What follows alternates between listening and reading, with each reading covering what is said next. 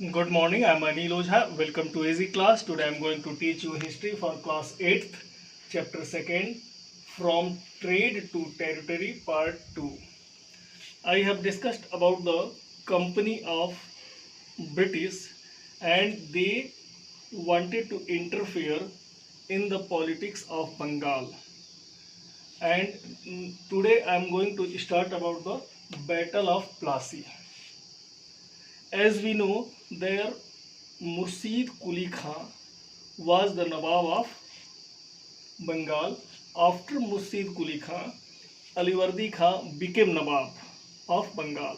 And 1756, when he died, Sirajudaulah became Nawab of Bengal. All three Nawab, Murshid Quli Khan, Alivardi Khan and Sirajudaulah, did not wanted to interfere in Bengal by the Britisher or by the company. When the company wanted to progress the business and interfere in the Bengal, one war became necessary, to which we can say the Battle of Plassey. So Sirajudaulah became the Nawab of Bengal in 1756 after the death of Alivardi Khan, and Nawab asked the company to stop meddling in the political affair of dominion and stop fortification.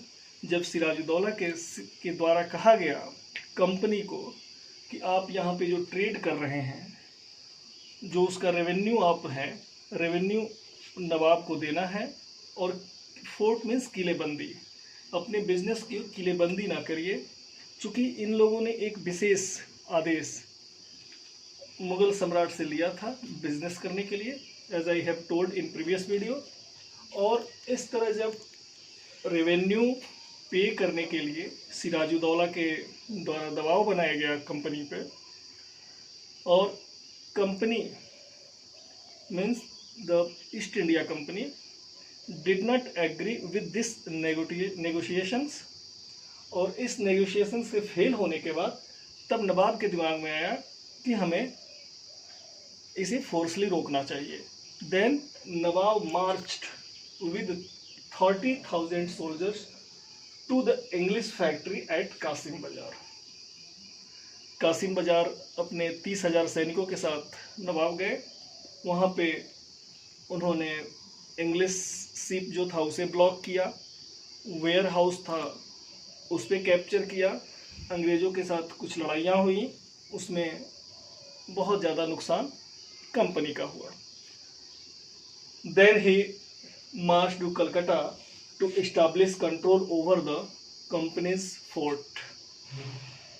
When he went to Calcutta and he damaged the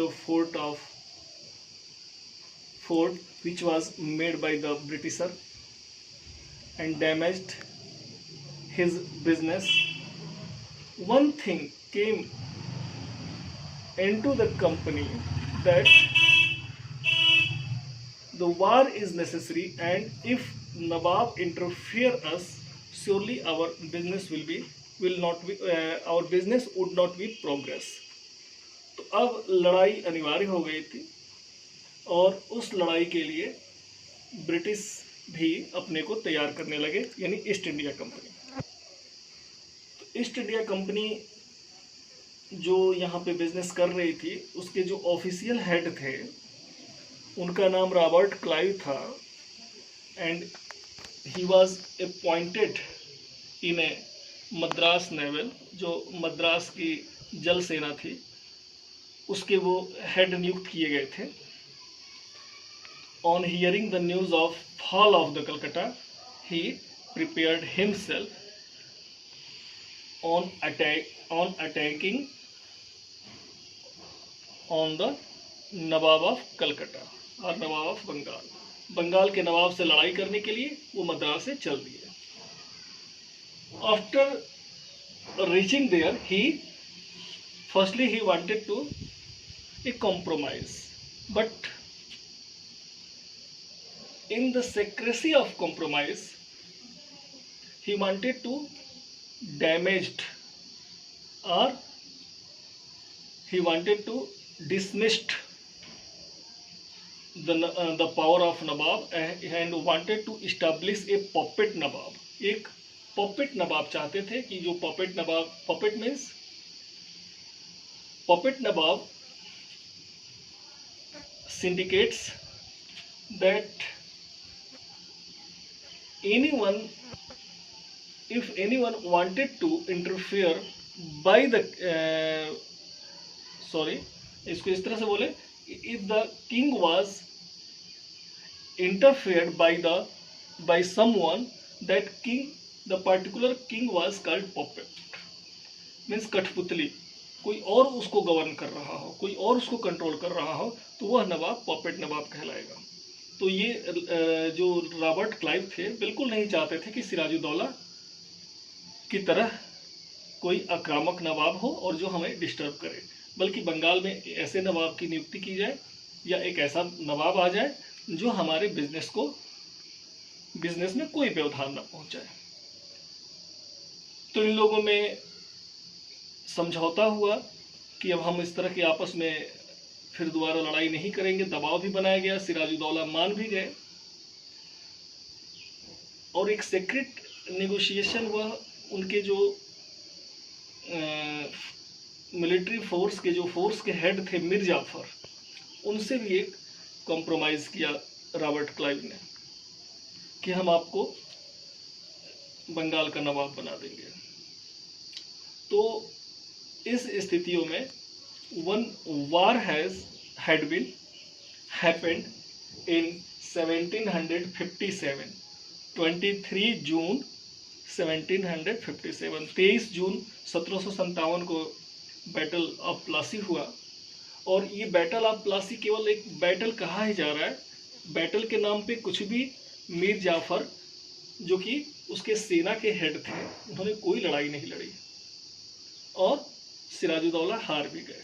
because Mir Jafar gave support to the British and did not wanted to fight with the Britisher because he wished to become the Nawab of Bengal. Bengal के नवाब बनने के लिए उन्होंने बिल्कुल लड़ाई नहीं की और बंगाल के नवाब बना दिए गए और सिराजुद्दौला बंगाल के नवाब से हटाकर उनका एसासिनेशन कर दिया गया, हत्या कर दी गई. And Robert Clive also prolonged negotiation with the followed. ऐसा चाहते ही थे कि पपेट रूलर बने और पपेट रूलर मीर जाफर को बना दिया गया. And Mir Jafar give everything whatever Robert Clive और ऑफिसर्स वांटेड टू टेक और wish to take from Mir Jafar. उन्होंने इतना ज़्यादा बंगाल के राजस्व से या जिस तरह से उन गिफ्ट लिया, गिफ्ट के तौर पे रॉबर्ट क्लाइव ने भी लिया, अन्य ऑफिसरों ने भी लिया और बिल्कुल बंगाल को खोखला ये लोग कर दिए. इसके बाद अब ये बिल्कुल नहीं चाहते थे, अब इन्होंने प्रोटेस्ट करना शुरू किया कि मैं अब बहुत ज़्यादा अब मैं नहीं कर सकता हूँ आपका सहयोग. तो यह चीज़ फिर कंपनी को ठीक नहीं लगी. अब वो मीर जाफर को भी हटाने के मूड में थे and wanted to appointed other or establish other Nawab in place of Mir Jafar. तो जब इस तरह की बात आई तो फिर उन्होंने मीर कासिम को, जो मीर जाफर के रिलेटिव्स थे, उनको उन्होंने बंगाल का नवाब बना दिया. But Mir Kasim was more able than Mir Jafar. Mir Jafar की तुलना में ये थोड़ा योग्य थे मीर कासिम और बिल्कुल उनको ब्रिटिश कंपनी का जो बिजनेस था या जो तौर तरीका था, जो धन लूटने की बात थी, यह बिल्कुल ठीक नहीं लगी. तो इस स्थिति में मीर कासिम ने भी उसका प्रोटेस्ट किया. जब मीर कासिम ने प्रोटेस्ट किया तो फिर कंपनी को ये बात ठीक नहीं लगी. फिर उनको पपेट रूलर चूंकि चाहते थे और पपेट रूलर इस तरह का पपेट रूलर ना हो कि जो उनकी मर्जी के अनुसार, मर्जी का जो विरोध करेगा surely the company did not want to adjust this type of नवाब। तो इसमें फिर एक वार छिपा था और एक वार अनिवार्य हो गया। Do you know what is the name of that war? The name of the war was the Battle of Buxar, which happened in 22 October 1764, जो 22 अक्टूबर 1764 को बक्सर का युद्ध हुआ। और इस युद्ध में मीर कासिम के साथ कुछ दूसरे राजाओं ने भी सहयोग दिया। उन दूसरे राजाओं में अवध के नवाब थे, मुगल सम्राट थे। तो मुगल सम्राट, अवध के नवाब और मीर कासिम तीनों की संयुक्त सेनाओं को ब्रिटिश कंपनी ने फिर पराजित किया और ईस्ट इंडिया कंपनी से हारने के बाद मीर कासिम छोड़ के भाग गए। जो ईस्ट इंडिया कंपनी के हेड कौन थे उस समय, जो लड़ाई कर रहे थे, जो सेना के से मुख्यालय थे, तीनों सेनाओं से लड़ने वाले। तो तीनों सेना मीन्स मीर कासिम की सेना थी, अवध की सेना थी, अवध के नवाब की सेना और मुगल सम्राट की सेना। तीनों सेनाओं से जो लड़ने वाले थे वो हेक्टर मुनरो ब्रिटिश यानी ईस्ट इंडिया कंपनी की तरफ से लड़ रहे थे। At last the East India company took a victory over the battle of Buxar. जब बैटल ऑफ बक्सर पे फिर ईस्ट इंडिया कंपनी जीत गई तो फिर मीर कासिम को हटा दिया गया और Mir Jafar became a Nawab of Bengal. जब मीर जाफर दोबारा बंगाल के नवाब बने तो उन्होंने क्या किया, इन 1764 में after the battle of Buxar उन्होंने 5 लाख रुपए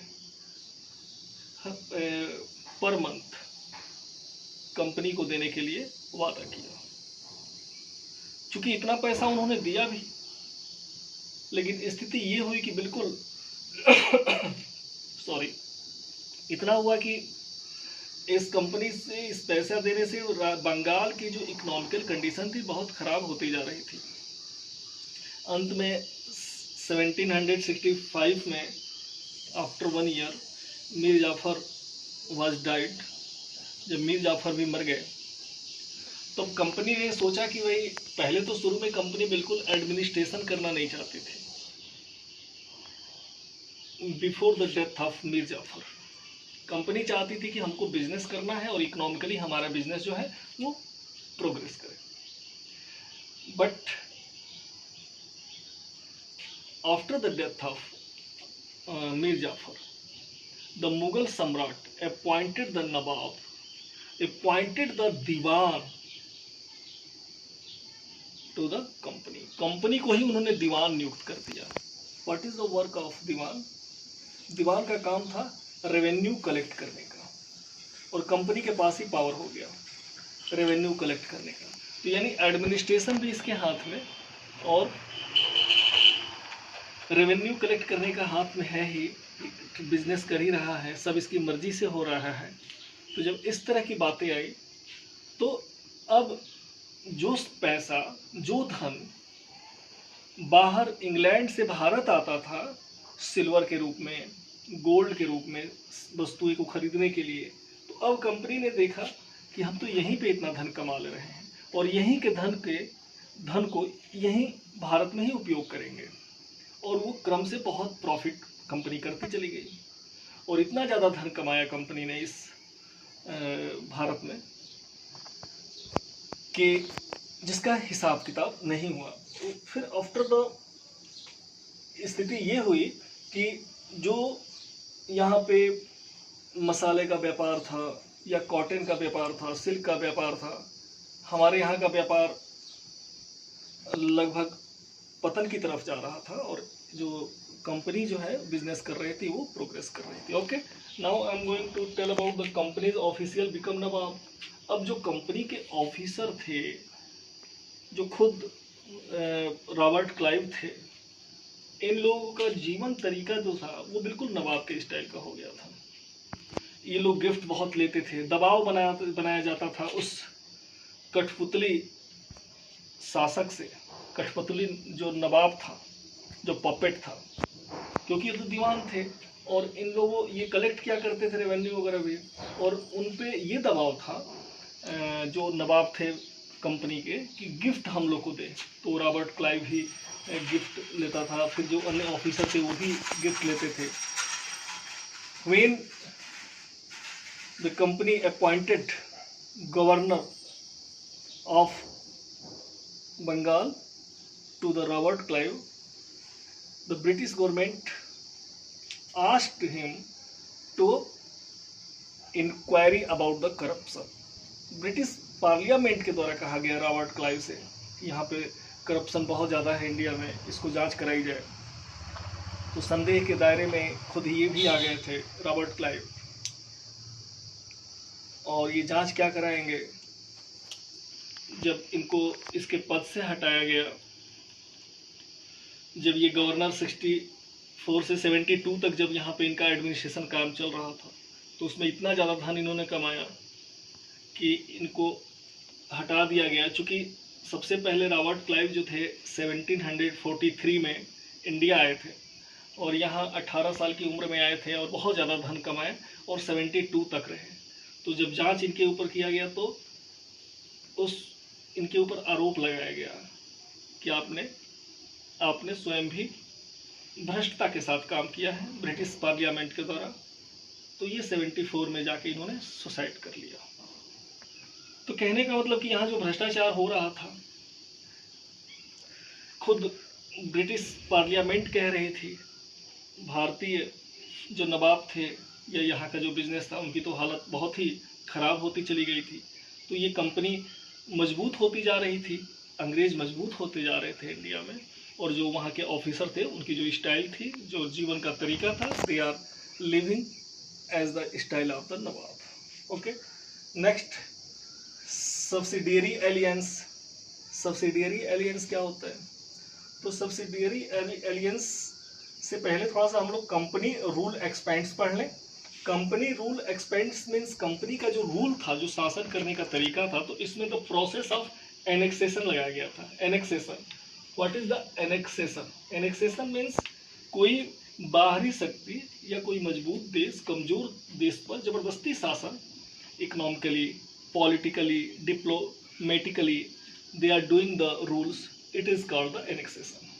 तो ये जो ब्रिटिश का एनेक्सेशन था, the process of annexation from 1757 to 1857, लगभग 100 साल तक था।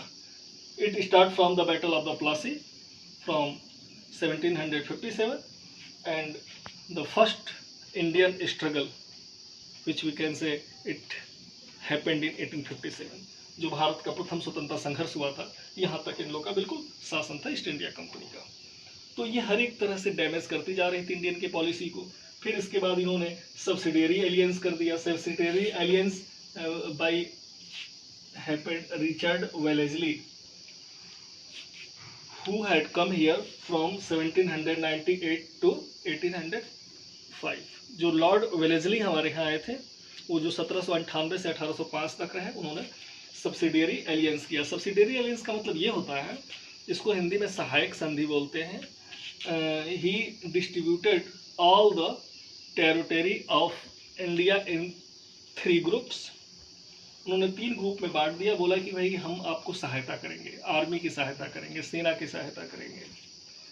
तो 3 तरह के लोग हैं। एक है कि आप हमसे लीजिए, जो हमारे जहाँ पर हमारा शासन है, जहाँ पे हमारा बिजनेस हो रहा है, जो हमारे बिल्कुल कंट्रोल में है, वो हमारी सेनाओं को लेंगे और जहाँ उनको ज़रूरत पड़ेगी उसका यूज़ करेंगे, उसका पेमेंट हमको देंगे।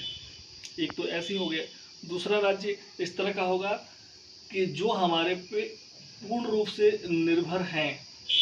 एक तो पहला हो गया कि अगर हमारा बिजनेस वहाँ पर है, हमारे पे आप निर्भर नहीं हैं, तो हमारा लीजिए और पैसा दीजिए। एक है कि जो हमारे पे पूर्णतः निर्भर हैं, उनको तो हमारी सेना को लेना ही लेना है और उसके बदले में हमें खर्च देना है। और जो पहला था वो ले भी सकते हैं और जब ले रहे हैं तो उसका बिजनेस देंगे। जो तीसरा था, जिनको बिल्कुल मतलब नहीं था, ईस्ट इंडिया कंपनी के अंतर्गत बिल्कुल नहीं था। तो वो राज्य क्या करते हैं कि अगर उनको आवश्यकता पड़ रही है तो ले भी सकते हैं और नहीं भी ले सकते हैं। तो मीन्स कहने का मतलब इनका जो सेना का जो एक्सपेंस था वो भारतीय राजाओं पे किस तरह से पड़े, ये सहायक संधि के अंतर्गत या सब्सिडरी एलियंस के अंतर्गत कहा जाएगा। Okay, and now I am going to tell about the Tipu Sultan, the tiger of Mysore. Tipu Sultan he ruled over the Hyderabad, one state Mysore which is situated in Hyderabad। तो जो मैसूर के राजा थे, मैसूर के राजा टीपू सुल्तान, ये बहुत ही फेमस थे and he strongly opposed against the Britisher और against the East India company. तो इनको टाइगर ऑफ मैसूर भी कहा जाता था टीपू सुल्तान को, क्योंकि एक बार कहा जाता है कि वो ये कहानी टाइगर ऑफ मैसूर इसलिए बनी है कि एक बार वो टाइगर से उन्होंने लड़ाई किया था, उनके पास जो हथियार था unfortunately the gun did not do in proper way and it failed without gun or without arm, he fought with the tiger and he defeated the tiger, उसको हरा दिया टाइगर को, इसलिए इनको टाइगर ऑफ मैसूर कहा जाता है। इनके जो पिता थे हैदर अली, बहुत ही साहसी और अच्छे राजा थे और अपने मैसूर को बचाने में सफल भी हुए। अंग्रेजों के लिए सिरदर्द बने थे, but the East India Company defeated Hyder Ali in 1782 and killed him.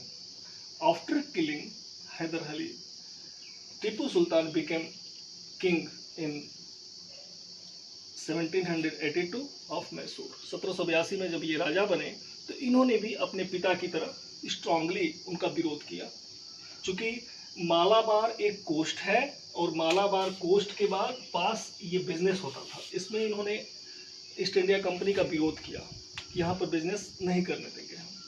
East India company बिल्कुल ये बर्दाश्त नहीं कर पाती थी कि हमारे बिजनेस में कोई इस तरह का इंटरफेयर करे। तो इन्होंने फ्रांसीसियों से सहायता ली। फ्रांसीसी एक ऐसे ही अपोज करते थे ब्रिटिशर के, तो इन्होंने फ्रांसीसियों से मदद ली। फ्रांसीसियों से जो उनकी टेक्निक थी सेना की, वो सारी टेक्निक को सीखा और अपने यहाँ जैकोबिन क्लब बनाए और इस तरह से उनके बिजनेस से बहुत प्रभावित हुए। और यह फ्रांसीसियों से जो टीपू सुल्तान को मदद मिल रही थी, ये ब्रिटिश या ईस्ट इंडिया कंपनी को बिल्कुल यह ठीक नहीं लगती थी। अतः surely one war will be happened between the Tipu and east India company. जब दोनों के बीच में एक युद्ध नहीं हुए बल्कि there are 4 war. First war in 1767 to 69, second 1780 to 84। इसी जो सेकेंड वार हुआ था, फर्स्ट वार में तो हैदर अली के साथ हुआ था, सेकेंड वार जो हुआ था वो भी हैदर अली के साथ हुआ था, बट यह जो 1780 से 84 में हुआ था तो 82 में हैदर अली एक्सपायर कर गए थे और फिर उसी दौरान टीपू सुल्तान राजा बने और उन्होंने युद्ध किया। जो थर्ड युद्ध था उसमें टीपू सुल्तान को फिर उसमें भी हार का सामना करना पड़ा और उनके जो 2 लड़के थे उनको ईस्ट इंडिया कंपनी ने बंधक बना लिया। और जो फोर्थ युद्ध जो लॉर्ड कर्नवालिस वायसराय थे, उन्होंने 1799 में श्रीरंगपट्टम जो मैसूर की राजधानी थी वहाँ पर लड़ाई ली। और इस युद्ध में चूँकि ईस्ट इंडिया कंपनी ने मराठों से भी सहयोग लिया और कुछ अन्य पड़ोसी राज्यों से सहयोग लेकर, निजाम जैसे में थे तो मराठों और निजामों से सहयोग लेकर इन्होंने टीपू सुल्तान को पराजित किया और एक जो टाइगर ऑफ मैसूर जो एक अच्छे राजा थे उनका पतन हुआ। And the other king who was the ancient dynasty of Mysore was established on the throne of Mysore and took the help by the subsidiary aliens. और वहाँ पे जो सब्सिडियरी एलियंस जो लॉर्ड वेलेस्ली ने जो बनाया था, जो उस नीति को वहाँ के राजा को, जो प्राचीन वंश मैसूर में रहता था, उस राजा को सब्सिडियरी एलियंस के तहत कंप्रोमाइज कराया गया और सहायक संधि उसने स्वीकार किया, सब्सिडियरी एलियंस स्वीकार किया और वहाँ पे वो राजा बना और अंग्रेज अपनी नीति में यहाँ भी सफल हुए। Okay, now I am going to complete this video, second video, and in third video I will tell about the rest of chapter 2. जो अन्य है मैं इसके नेक्स्ट वीडियो में आपको बताऊंगा। And listen carefully this video and also study your chapter carefully, and if you feel any problems you can give comment in my comment box.